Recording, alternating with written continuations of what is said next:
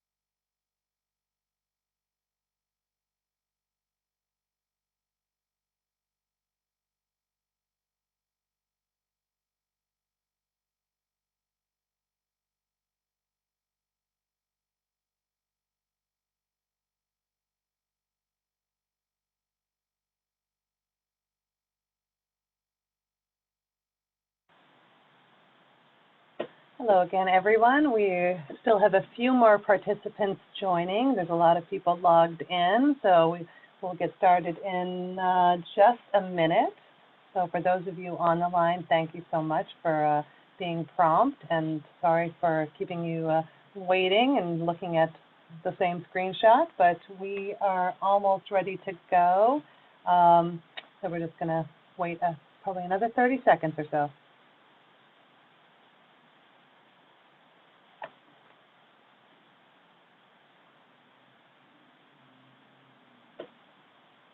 Okay, well, it is 3 o'clock, so we are going to kick off this webinar and want to be respectful of everyone's time. And welcome. Thank you so much for joining us for our presentation on the Craft Beer Modernization Act and the implications for the importing industry. I would like this to say this is CBMA 2.0, but it is really just CBMA 2020. No change whatsoever from the former version. But today, we're going to provide our 2 years of experience with this law and some specific nuts and bolts information. Okay, so my name is Allison Levitt, and I'm the Managing Director of WSSA. I've been in the logistics industry for over 30 years. I'm also a licensed broker. Seen a lot of changes through the years, but this past couple of years has been extraordinary as we confront various trade wars, a resolution on a longstanding WTO case, and at the end of 2017, we entered the new phase in the alcohol beverage industry of the Craft Beverage Modernization and Tax Reduction Act. We shorten it up to CBMA, but official name is the CBMTRA.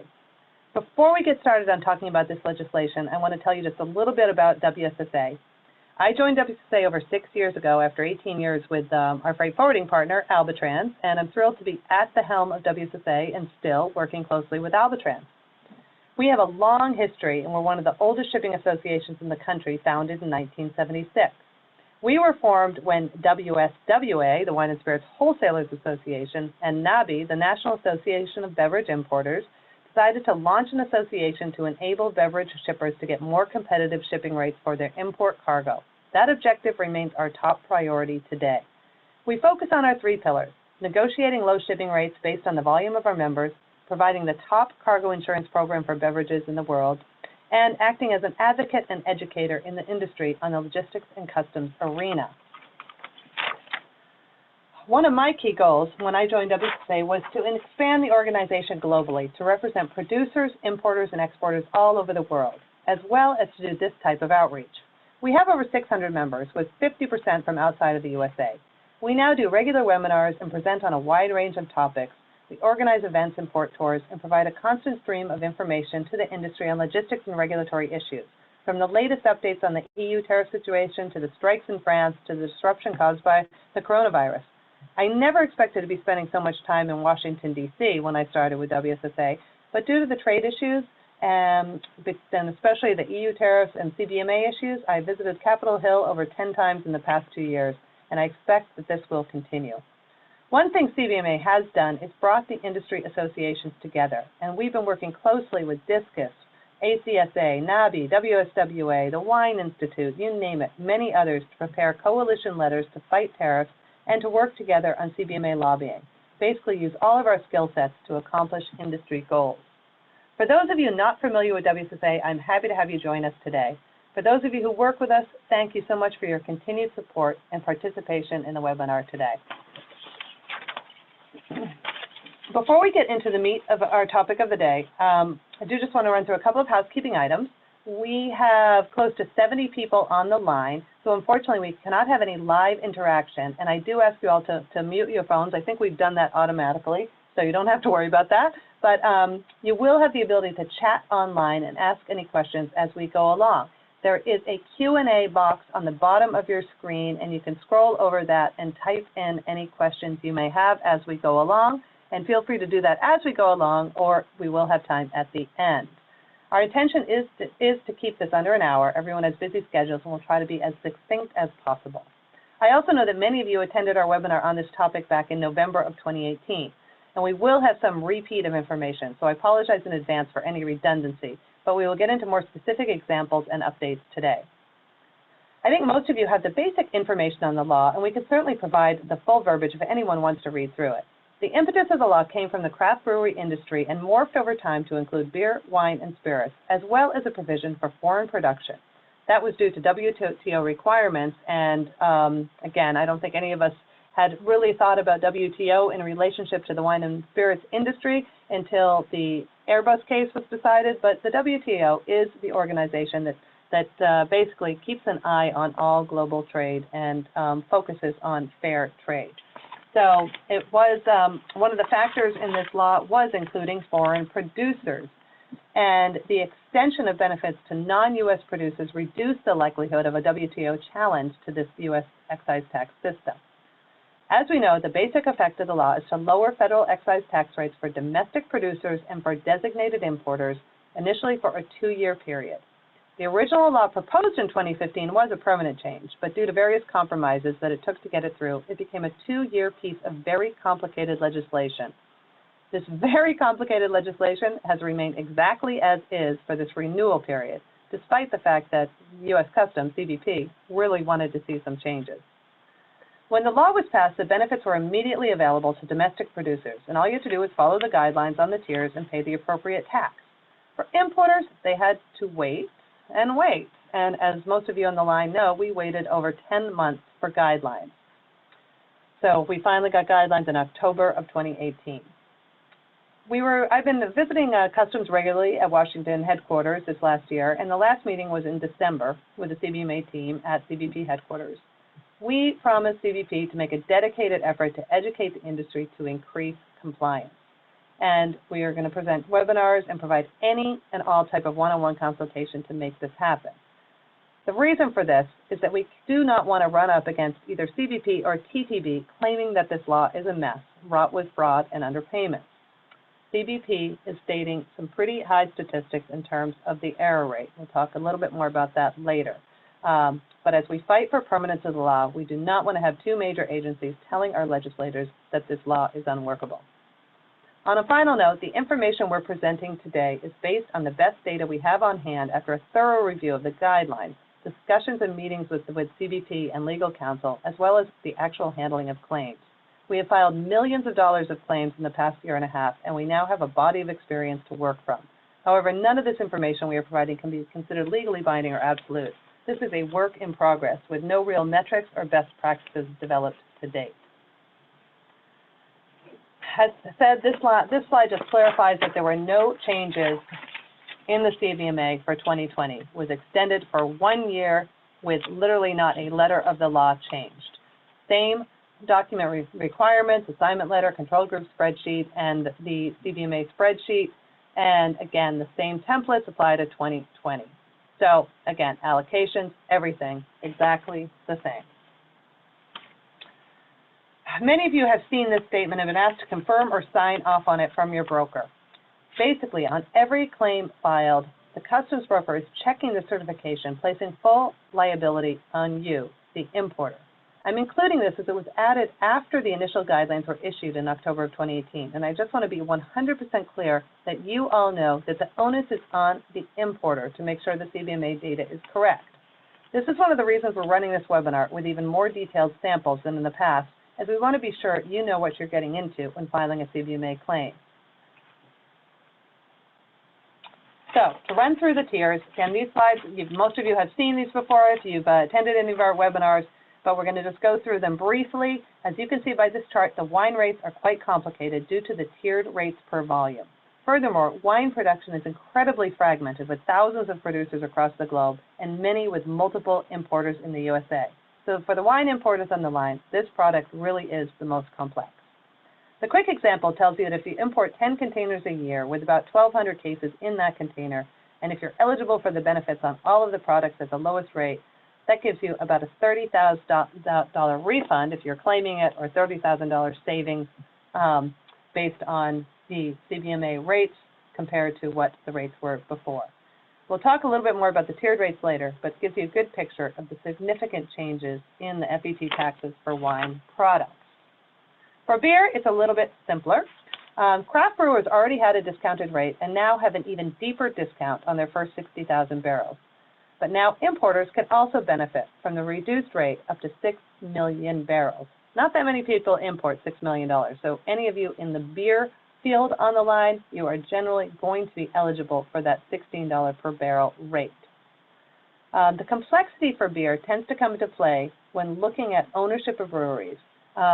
Again, you might think you're importing from a small brewery in the Caribbean when you later may find out that it's owned by Heineken and ineligible. So for beer, again, the savings isn't as dramatic as wine or spirits, but the average on a container is about $200. Spirits, again, fairly simple in terms of the tiers, just 2 tiers. The first tier of 100,000 proof gallons at the rate of $2.70 per proof gallon is pretty dramatic. Importers were pretty surprised. They really weren't expecting these type of benefits to be available for them, and I remember working with an importer on their first live customs entry using CBMA rate and seeing over a $20,000 reduction in their tax rate using the CBMA reduction. So it is real money on spirits. Those first 100,000 proof gallons can result in a savings of over $1 million per year. So again, big money. And the next tier is massive. So up to 22,230,000 proof gallons, you are still getting a discount of 16 cents per proof gallon. So as an example, if you're a wholesaler, this is the tier that is the most challenging to obtain access to the CBMA benefits, but it is possible, and we're helping a lot of wholesalers with this process. With that 22 million gallon indicator, there's a lot of volume available. And so if you're a wholesaler importing from a large national spirits company and you're working with the USA arm of it and you're importing on a direct import basis, it is absolutely worth asking for allocation even at that higher tier. Still provides a savings of about $400 per container. So do not overlook asking for that higher tier. It does add up. Before we get into the details of the process, wanted to give you a brief update on the status report of refunds for claims that have been submitted on a retroactive basis. This is the biggest question we get on a daily basis. Where is my money? So, as mentioned, I met with Customs back in December, and just to really work with them and get an update on the processing. They did tell us the claims are being processed as fast as possible. They did not receive extra funding for administrative work. They are working with the resources they have to get the claims reviewed and paid. They have been reviewing post-summary corrections for some time now, and they started reviewing protests back in November. Customs told us that all claims are being reviewed chronologically, but in practice, we are not really seeing this happening. We are seeing, newer items get paid before older claims.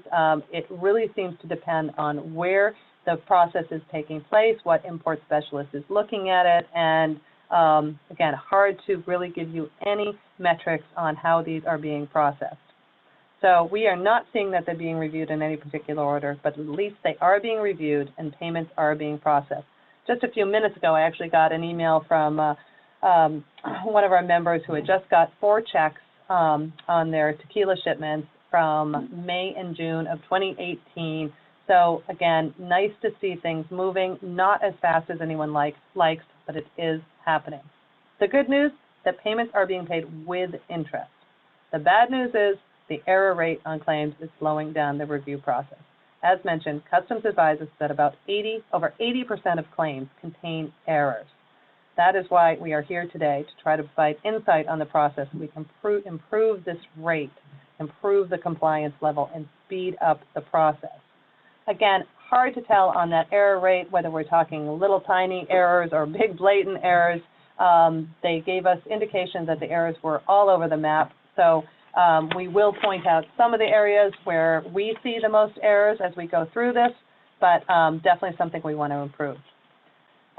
Just one note too, claims can be audited up to 5 years after review date. As said, the liability is on the importer to provide accurate data for accurate controlled groups, accurate assignment letters, and check your CBMA spreadsheet.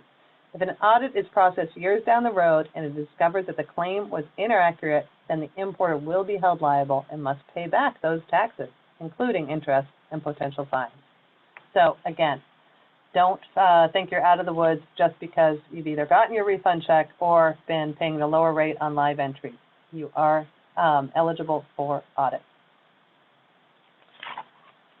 So just looking at the steps that we advise in terms of claiming potential benefits, and this goes for both retroactive claims and what we would call live entries. First step, you've got to determine your eligibility. Second step, understand the process and the paperwork required. Third step, plan for your current and future imports. And the fourth, develop a plan for any needed retroactive claims. Understanding eligibility, again, the first step in really taking action on your CBMA benefits. And I know many of you on the line have done this, have continued to do this, and yet we are still getting calls every single week from companies who have not yet looked at the CBMA, have not been aware of it, and have not, are just starting this analysis. So understanding your eligibility, absolutely the first step. If you know you're the national or exclusive U.S. importer and your producer is independent and not owned by a major multinational or conglomerate, you can be fairly certain you will have eligibility. If you know you're the exclusive importer but do not know much about your producer, that's what you need to find out. You need to find out if that producer is a subsidiary or a parent company and find out every detail about their ownership and co-owners, subsidiaries, etc.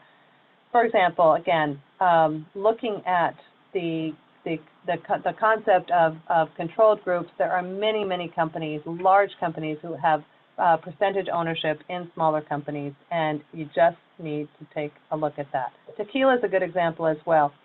There are some very large tequila producers in Jalisco who produce dozens of individual brands, but they're all coming out of the same production distillery. So you really need to look at your producer. The producer has no knowledge of this law, nor are they the responsible party for the import compliance. So you've got to be careful.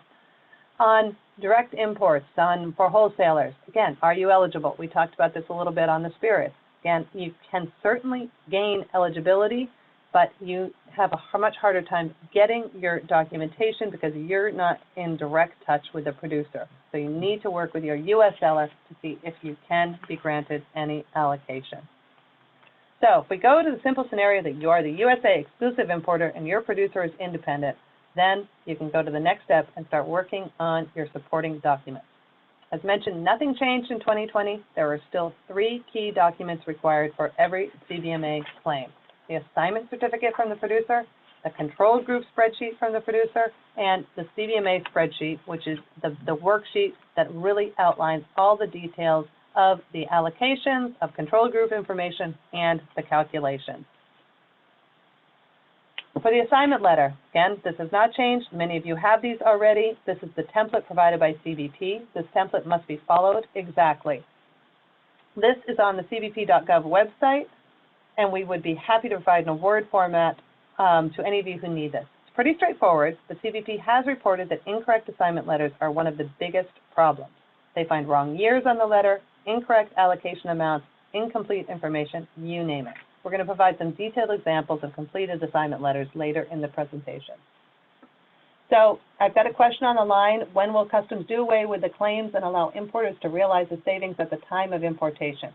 That is happening now. You can participate in the savings at time of importation as long as you have your documents in order. So again, that is absolutely available right now, and as long as you have your documents, you can get them to your broker. You can take the savings at the time of importation. So on the assignment letter details, I said we'll put up some samples later on, but the key tips are here. You must have 1 letter per year, and I'm putting 2018 on this as well because it is not too late to claim retroactively for a portion of 2018. The clock is ticking, but if you do think you have eligibility from 2018, go and get your letter, and let's see what we can do to get your money back on those older entries. So 1 letter per year. Gallonage. We get a lot of questions that people don't know how much they're going to import in 2020. So just put an estimate, and an overage is better than underage. It keeps you from having to change that letter. If you think you're going to import 200,000 wine gallons from a supplier, then put 220, or estimate a little bit high so you are covered. You must have separate letters for different alcohol types. This makes it a lot easier for Customs when doing the auditing. You may have a producer that produces both wine and beer. Put them on different letters. Finally, your assignment letter must come from the producer. So, for example, this is very common with spirits. You might be buying from a London company who's selling a new gin, but they do not produce it.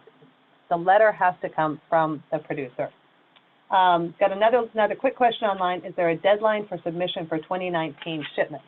There are deadlines on all retroactive claims based on liquidation date. I'll get into this a little bit later, but you do have quite a bit of time. I would say all of your 2019 entries would still be eligible, but we'll talk about the deadlines a little bit later. The next document involved in the process is the controlled group spreadsheet. And this is probably one of the more complicated parts of the law, and we will get into some pretty good samples and details on controlled groups. The premise behind the controlled group requirement is that it basically prevents the large conglomerates from, shall we say, double dipping. If a company has production in multiple countries or operates subsidiaries with different brands, all of this volume is considered part of one group. For example, you look at a company like Treasury Wine. They've got U.S. production, they've got Australian production, they've got South American production.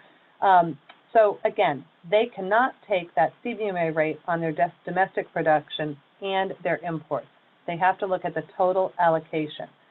Thus, this type of company can't offer any volume to DI customers because basically they are going to take all of their allocations internally. So again, you have to understand a little bit about controlled groups to know about whether you are going to be eligible. The good news is that if you have domestic production and you import from companies you do not own, you can be eligible for the CBMA benefits from each of these individual producers on top of your domestic production allocation. So, you know, that's really a win-win situation, and we work with quite a few companies who are in that boat, and they are eligible for a lot of money on CBMA claims. The level of ownership required under the CBMA is more than 50%. Most legal definitions of controlled groups involve 80% ownership, so the bar is lower for this particular law. Furthermore, that last point just indicates that a producer can supply the controlled group spreadsheet directly to U.S. Customs. If they do not want to reveal their information to you, the importer, they can upload the document and send it directly. Now, I don't think we have ever seen that happen.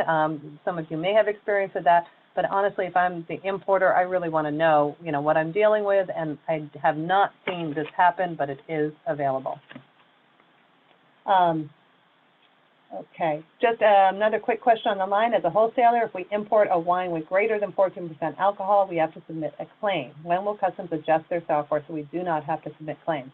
Again, the software has been adjusted, so any wine that is in that 14 to 16% range that is also eligible for a reduction, you don't need any paperwork, and none of this paperwork applies to that particular arena. That is just basically like a tariff change.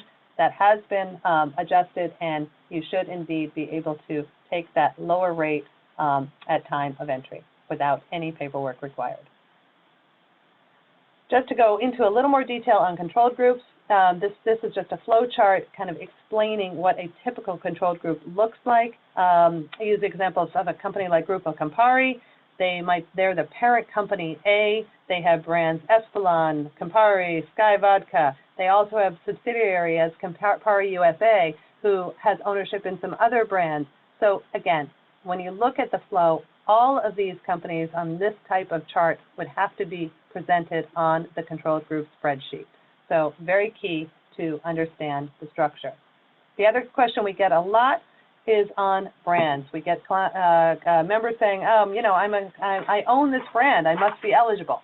Well, you might be eligible, but if that brand is produced by a company that is producing many other brands, the allocation may already be gone or would need to be spread out amongst all the different importers of the different brands that are produced.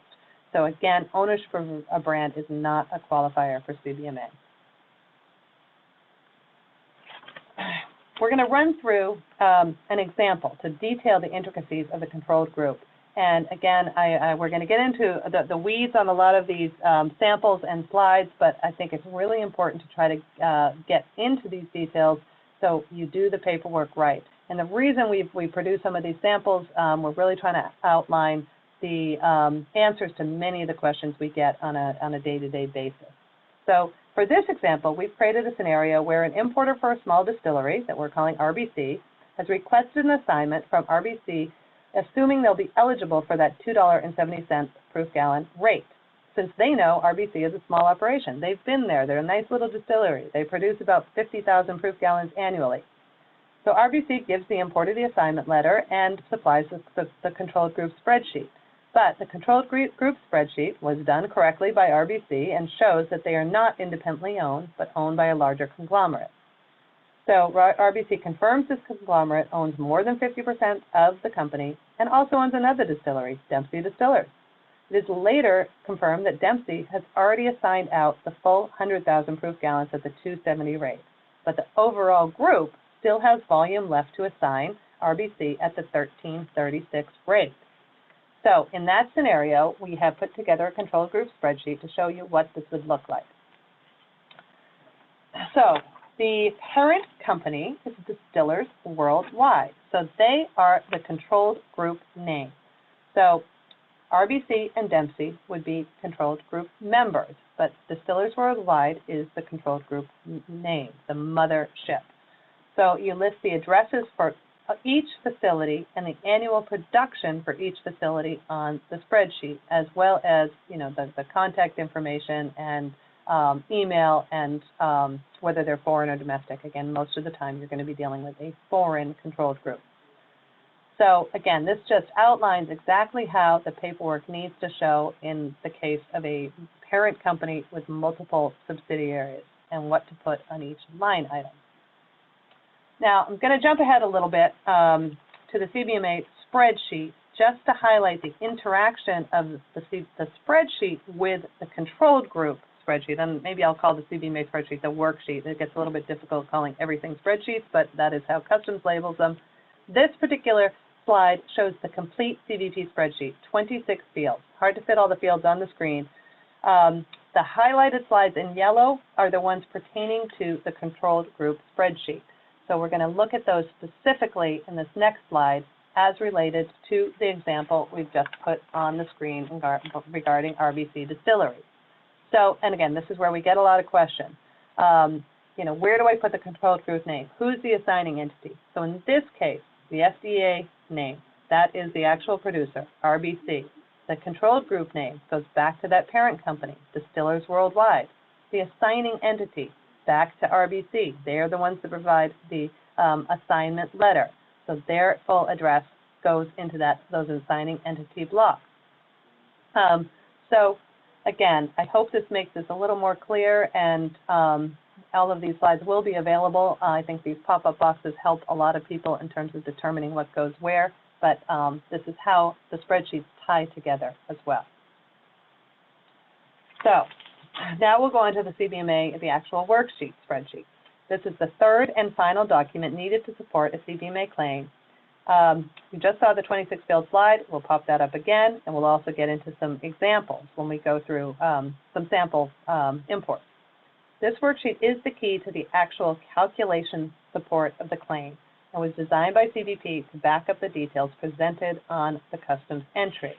I'm not going to go into all these bullet points as we're going to show the data on the specific example.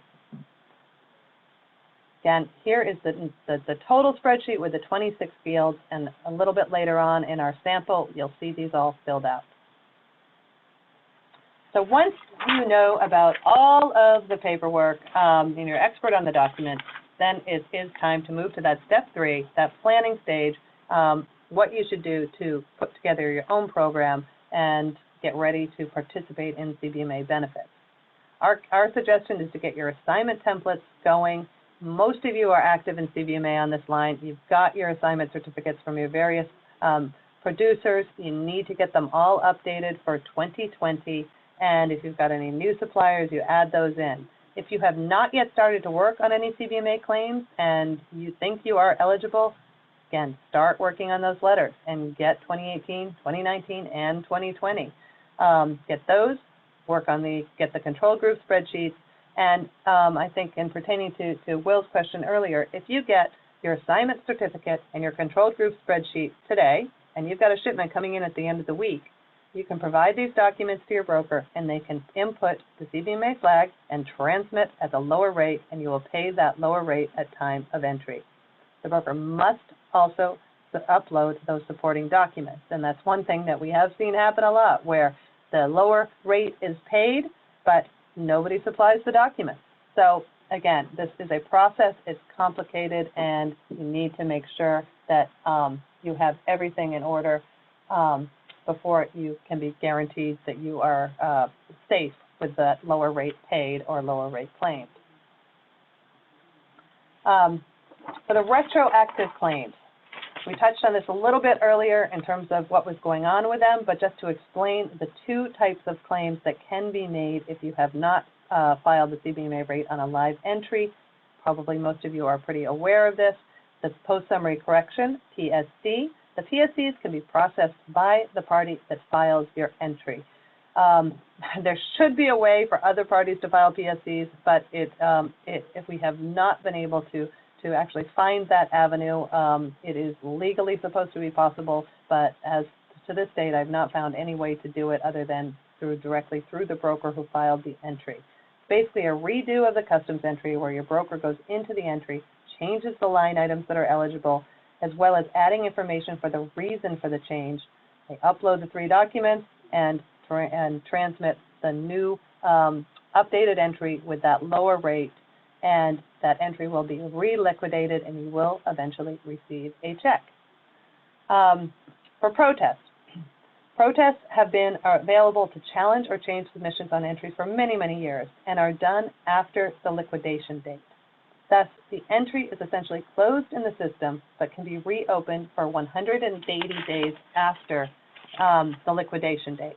So this pertains to the question on the deadline for submissions, that you've got the basically about 314 days after the entry plus 180 days. So in theory, about 494 days from the date of the entry to file a claim. Protests are generally filed through the ACE module, which is the customs portal, the automated commercial environment. And the good thing about protests is you can file multiple entries on one protest. So if you're a big volume importer and you want to file in batches, this is one way to do it. Anybody can file a protest. This is a method that we use all the time and have been filing for customers. You can do it yourself. You can use an attorney. You can use your broker. It's not as closed as a closed circle as the PSC. So again, protests are being reviewed. They're being processed by customs, and we are seeing money getting paid out. One quick note on liquidation. I mentioned that the cycle for bonded entries, the cycle tends to be much faster. So if you are an importer bringing things into a bonded warehouse and doing withdrawals, you will see the liquidation date generally much sooner than that 314 days. So that's just something to keep in mind, that bonded entries will liquidate faster. So we're just going to run through a spirits example and a wine example, and we'll get through these pretty quickly and then have time for a few more questions. So the first one, an example of a spirits import. We already went through a more complex control group scenario, so we're going to keep this example more straightforward. And basically saying distilled spirits imports is a sole importer who imports spirits from an independent company called Spirits Inc. Really creative on our names here. So DSI imports 500,000 proof gallons annually and has requested the rate of $2.70 on the first 100,000 proof gallons and 400,000 gallons at the $13.34 rate. On the following slides, we'll walk through the correct way to fill out the various paperwork, the assignment certification, control group spreadsheet, and the CBMA worksheet, so you can see the specifics on this type of entry. So the assigning entity certification. Right from the customs template that we had up before, this is a completed assignment letter, and again, these highlighted items are what you or your producer need to put into this assignment certification. What we find most importers do is they complete this as much as they can, and if they can complete it all the way, that is the best case scenario. They can then send it to their producer to put on their letterhead and sign. So must have a person's name, must have their title, must show the complete address. The most important piece is defining those tax rates on this letter. So in the spirits instance, it is the actual tax rate that you put in this. We'll talk about wine in a minute and why it's different. But again, on this particular example, they're asking for the $2.70 rate for 100,000 and the $13.34 on the 400,000 gallons. Outline those tax rates. Don't lump them together. So this is an accurate assignment entity certification. I am going to just check in on a couple of questions that are coming through. Okay, so there's a question here about, does the broker need to submit via ACE all 3 documents with each entry or only the CBMA spreadsheet? Okay, very good question. And what he's saying also is taking into consideration the assignment letter and control group spreadsheet have been submitted. Once that assignment letter and control group spreadsheet are uploaded into the custom system, and again, most people are using their brokers to do this into the document imaging system, you are done. Those are in there. They've got to be named correctly, which we'll touch on at the very end of this, but you do not need to upload those 2 documents on every entry. On the CBMA spreadsheet, which we'll look at, again, a completed one in a minute, the broker can upload it for every single entry or have the option of batching these spreadsheets and uploading them by the 15th of the month after the entry has been filed. So you can batch those. It really, depends on your volume and how your broker wants to handle it. And we'll talk too a little bit about how some brokers just do not want to do those worksheets. So either you are doing them internally or, hiring someone like us to do them. There's some options there. So I hope I answered that question. There's another question about, we've seen in early 2019 that CBP manually liquidated some of our entries flagged for CBMA within a month after release. So, and they're saying, is this a normal practice that they've adopted to force importers to file protests versus PSCs? No, that I wouldn't say that's a normal practice or an attempt to force importers to file protests. I have not heard from Customs whether there's a preference for either of these formats. Obviously, if it has liquidated, then you've got to fall into the protest methodology. I would say that is more common with bonded entries and withdrawals. I have not seen a lot of early liquidation, so I'm not sure if I have a good answer for that, but I have not heard that they're trying to push people towards protest versus PSCs. So, okay, just going through this entry, and then I'll get back to some of the other questions. The controlled group spreadsheet for this particular example, again, pretty straightforward because we're just dealing with the entity of one producer without any parent or subsidiary company. One question on this particular spreadsheet that comes up a lot is simply the importer number. That is your number. You are the importer. That IOR number is also known as your tax ID or EIN number. We also hear from a lot of people that they try to input that number and the form won't take it.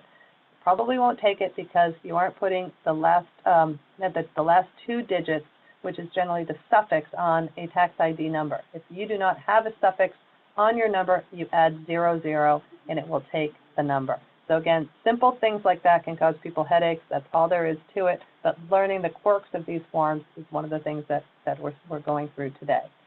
So this one is pretty straightforward, and full name for the control group member being Spirits Inc. And again, there's a drop down on the foreign or domestic field, and most of you will be most likely putting foreign on those. You're generally dealing with foreign producers. On the production amount, it is the total production, not just the production for U.S. export. That is key on that particular field. You certainly do not want that production number to be lower than what's on your assignment letter. It usually will be higher because most companies are, producing for multiple countries or for their domestic market plus USA export. So that would be the controlled group spreadsheet for this particular example. Now, the customs entry itself. Again, we are getting a little bit into the weeds here, but I think these examples help everyone really understand the details and the complexity of this process. So this, probably most of you are familiar with this form, the CF-7501, also known as the entry summary. This is the form that is required to be electronically submitted for every import into the USA, and generally you are hiring a customs broker to do this for you. Some companies do their brokerage in-house, but probably most of you on the line are using customs brokers.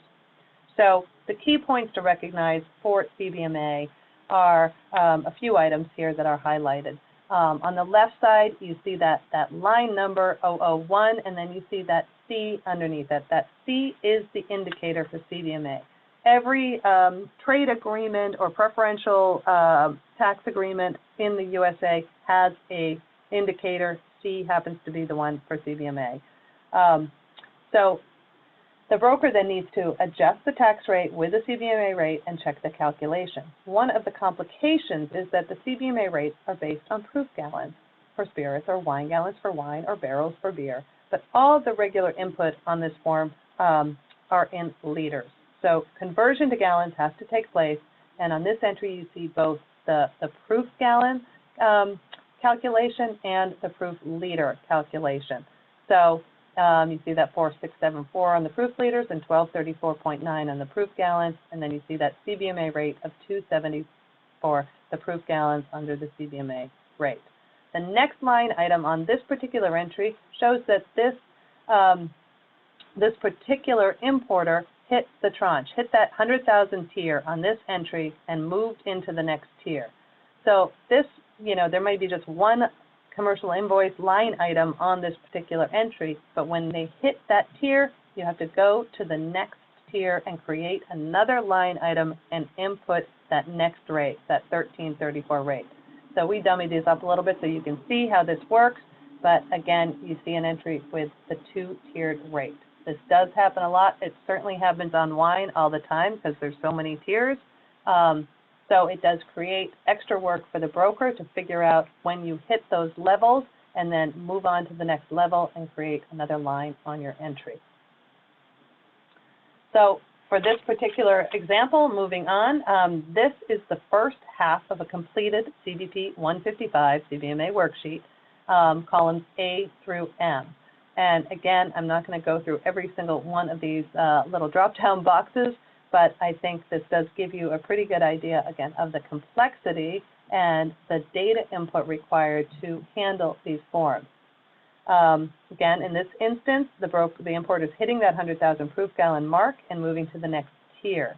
So again, 2 columns on here showing that 270 rate and the 1334 rate. Many of these columns are pulled directly from the entry summary. So basically columns A, B, C, F, N, G, and H are all data points pulled from that entry summary. Column E is a drop-down. It will enable you to pick spirits, wine, or beer, and then populate, continue to populate in terms of the rate in column F. It does have those rates programmed in there.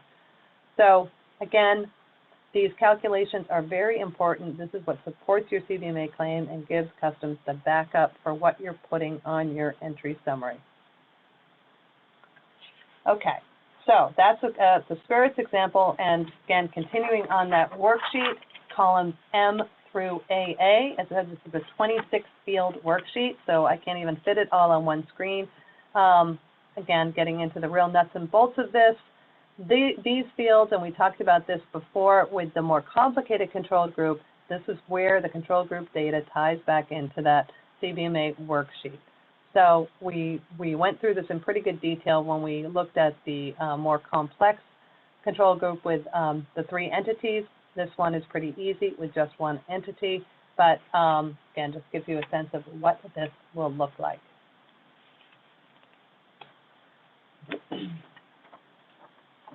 On the file names, and again, this gets a little bit into the weeds, and in general, it is your broker that is going to be naming these forms for you and uploading them, but there is a naming protocol for every single one of these forms. So we're just listing the different protocols here. This is how CBP finds your forms. As mentioned, you only need to upload that assignment letter and control group spreadsheet once, and whether you do it or the broker does it, if it's named correctly, customs should be able to match it up to you as the importer. The spreadsheet, again, that needs to be uploaded either per entry or in batches. And as mentioned here with spreadsheets with multiple entries, you put the first entry in chronological order on the line and then go down the sheet chronologically. But the naming protocol hits that first entry number. So just to run through a wine example, and again, this is just a little bit different, so we'll just run through a wine run pretty quickly. This is an example of a sole importer who we're calling Wine Imports. Again, very creative on our names here. They're importing 400,000 gallons, and they're eligible for the CBMA on all gallons based on information they have from their supplier, Chateau Rouge. So they'll get the full 30,000 gallons at the $1 credit, the 100,000 at the 90-cent credit, and 270,000 at the 0.535 credit. Again, 3 tiers for wine. The difference between wine and spirits is that you have to put the credit amount on the assignment letter, not the reduced tax rate. So basically, again, we're going to do this example for sparkling wine. The credit for sparkling wine at that first tier is $1 credit, but and again, that's the credit and not what you actually pay. So that's just something to understand. On still wine, again, it's a $1 credit. The rate you actually pay is 0.07, but on the assignment letter, you put the credit. This is an example of a completed assignment letter for wine. Again, very similar to what we did for spirits, except that difference being the credit and not the tax rate. So just need to be clear on that, need to have your dates right, need to show the different tiers. On the customs entry, again, similar to the spirits, you're seeing the C indicator, you're seeing the different rates, you're seeing both the liters and the gallons, and again, the different calculations for the excise tax shown here. I'm not going to, again, spend a lot of detail on this. If anyone wants copies of these slides for your reference, we are more than happy to share. For the spreadsheet on the wine example, again, you're seeing the details from the entry summary, the quantity for the rate, again, you see on that column F, either the tax rate or the credit assigned. In this case, again, we're talking about a live entry, so we're putting just on column I the tax rate owed based on the quantity. This entry too has hit that tier where they've dropped from the $1 credit to the 90-cent credit, so it's 2 line items.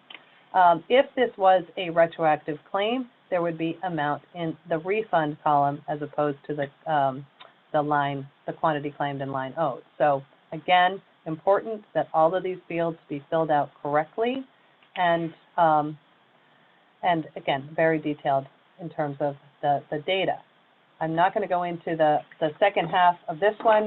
We went through the control group information previously, so I think it's pretty self-explanatory in terms of how this process works. So that was a lot of detail thrown at you. I tried to make it pretty quick. We've gone on about 45 minutes, and there's a couple more questions that I'll get to as well. But just before we get to those questions, just want to talk a little bit about the future of CBMA and where this is going. For sure, the industry has already resumed discussion on the next steps, and DISCUS is one of the leaders in the lobbying efforts. We are a partner member of DISCUS, so we participate in many of the meetings on the Hill. We like to think we bring the broader industry perspective to some of the one-on-one discussions with congressional reps. We can speak to all levels of the industry, both small importers, large importers, all different types of importers, wine, beer, spirits, cider, you name it. So we've got a pretty wide voice when we speak to the representatives and can really talk about how the benefits of CBMA to our industry. The current thought is that there will be a push for another renewal and extension for 2021. There's not an expectation that they can get permanence in an election year cycle. So the push for permanence is there. Whether we end up with another one-year extension, a little bit hard to tell, but that is the general expectation. There is really no opposition to this law. It is heavily supported on a bipartisan basis. So eventually we do think permanence will be what happens. The problem with these extensions, and even the problem with the initial 2-year push, is that Customs, CBP, will not get funding for any systems changes with these short-term laws. So we just went through a lot of detailed paperwork, those documents that are required for Customs and how Customs has to review these claims. It is manual, and it is a huge problem internally at CBP. The main reason for the difficulty in processing claims and the slow cycle for getting payments out. The potential is high also for audits and tax bills being issued in mistake because either they're not finding the documents or there's some minor error and you're ending up with a tax bill. So they are planning to do a lot of audits. In all honesty, I feel Customs is extremely frustrated with this law. They have talked to us extensively, and some of you on the line have been with us at these meetings in Washington where they absolutely want to change this process, and they need a legislative change to do so. No one has really been supporting them in that effort. We would like to support them in finding a means to automate within the scope of the current law. So we will continue to have discussions with them and try to find a methodology that will work. Again, as all of you get involved with this, and if you have any, ideas, as Customs is very open to discussion. We will probably be doing at least one more group meeting in DC this year and, do some brainstorming. Some of the other challenges that I just want to touch on that are in front of us right now, and we get a lot of questions on, the WTO Airbus case and the EU retaliatory tariffs. Every day we're getting questions on what's going on, what do we expect for the results of this current review. We really do not have any direct answer on that yet. It is within the U.S. Trade Office. It's really, again, weighing heavily on everybody because of the uncertainty. So I cannot make any predictions on whether additional items will be added or if there'll be a change in the tariffs. And so we just have to wait and see. I do think we will hear something within the next week. I do think they're going to follow that carousel cycle and have something out in the Federal Register soon, and potentially with any new effective date around February 15th. But until we get news on that, we really can't give you anything more to go on. Good news on the DST tax issue, the digital service tax that was potentially going to bring tariffs on French champagne and sparkling wine. That has been put on hold, and we probably will not see any more talk of that till the end of the year, unless, knowing our administrations, anything can happen, but that's what we're hearing right now. IMO 2020, for all of you who are importing, we are now past the January 1st implementation date. All vessels are now fueling the new low sulfur fuel required by the International Maritime Organization. Been interesting to watch the fluctuations in fuel prices, and the current IMO 2020 requirement of 0.5 sulfur levels in the fuel is actually a higher price than the 0.1% fuel right this second. So we're kind of seeing some juggling in terms of what carriers are doing. But the changes were not as dramatic. The increases weren't as dramatic as initially predicted. But we will be certainly seeing the effects if the prices do go up on that low sulfur fuel. So from our point of view at WSSA, a lot going on. We are here to help you with your CBMA. We work with a lot of you already, and we can do various services within the CBMA scope, whether it's helping you understand eligibility, whether it's preparing CBMA spreadsheets, or doing full service protests for you. We are here to help, and hopefully have helped quite a few of you with your claims, and will continue to do so throughout this period of CBMA being non-automated. So we are here to help. Just going to look at a couple more questions on the screen. Let's see. There's a question about doing business with a winery that previously invoiced under its own name, but in 2020 they started invoicing from a member of their controlled group. Do we need an assignment letter from both? Do we need both wineries on the control group spreadsheet? So you absolutely need all the members of the controlled group on the spreadsheet, but you do not need to list all those members on the assignment letter. The assignment letter should come from the producer you're working with, and the controlled group spreadsheet must show all of the members of the controlled group. So again, if in 2019 or earlier, they were not showing the controlled group information and they were part of a controlled group, you would want to submit a correction to your controlled group paperwork for previous entry. So again, it gets pretty complicated. We've seen this question before, but that's kind of the rule of thumb. If there has been a change that was not reported or a correction needed, it is always best to put those corrections out there. Another question, I understand that I can't submit a protest until an entry has been liquidated. If I have already submitted a protest for an unliquidated entry, will CBP wait until liquidation and then review it and accept the protest? The quick answer to that is no. You will need to resubmit it after liquidation. Our impression is it will go into the black hole if you have submitted it prior to liquidation. So I would fortunately say resubmit it after liquidation day. Okay, quick question on, can you restate the process for containers arriving? So you can invoice by customs at the lower rate.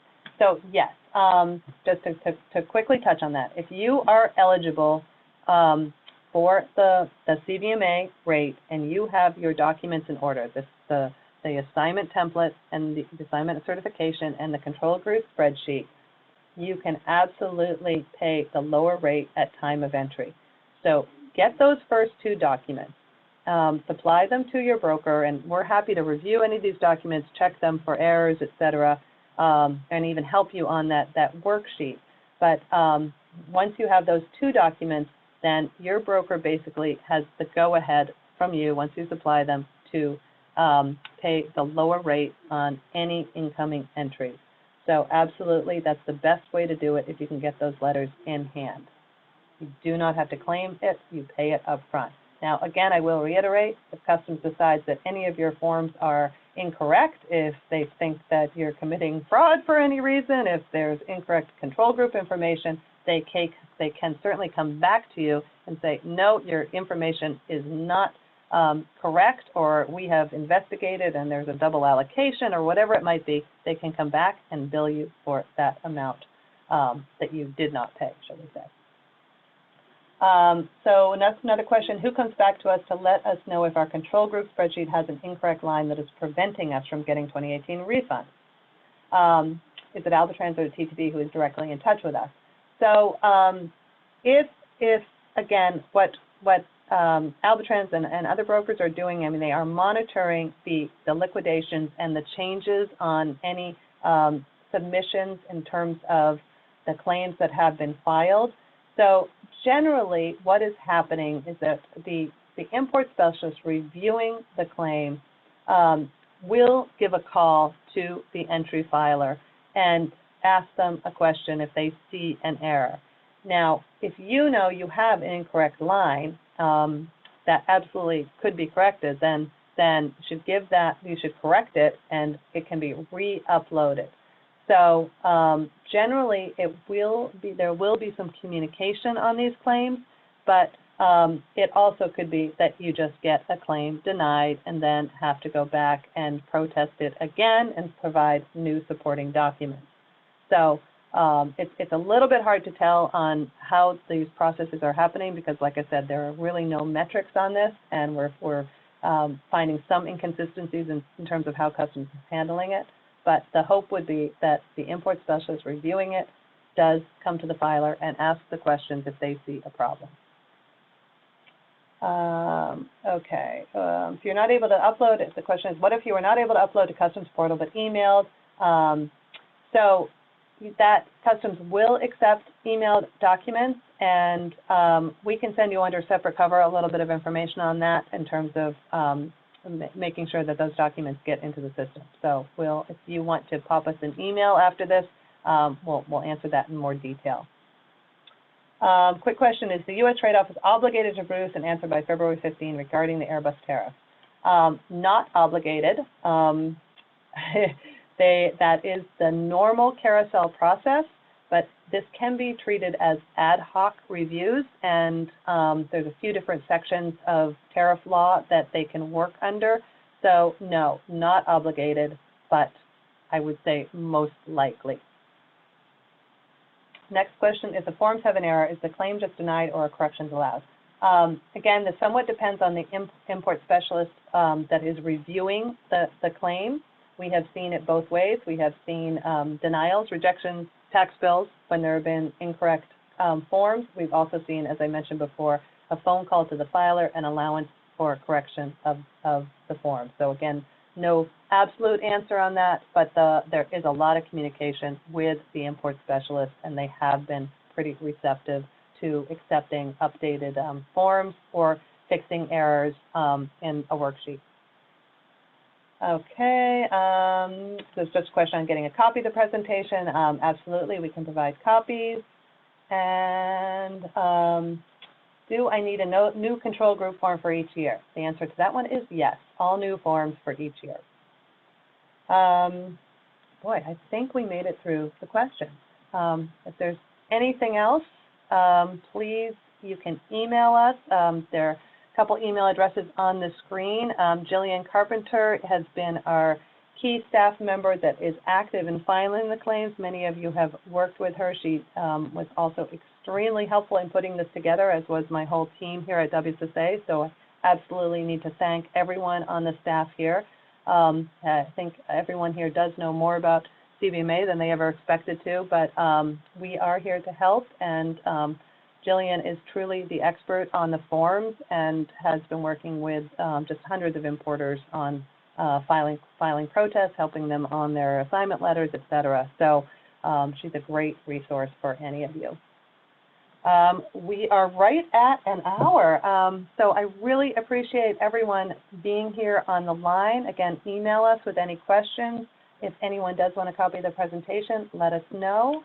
And I hope it's been helpful. I know we got into a lot of detail, but I look forward to continuing the conversation and helping any and all of you get as much tax money as possible back in your pockets.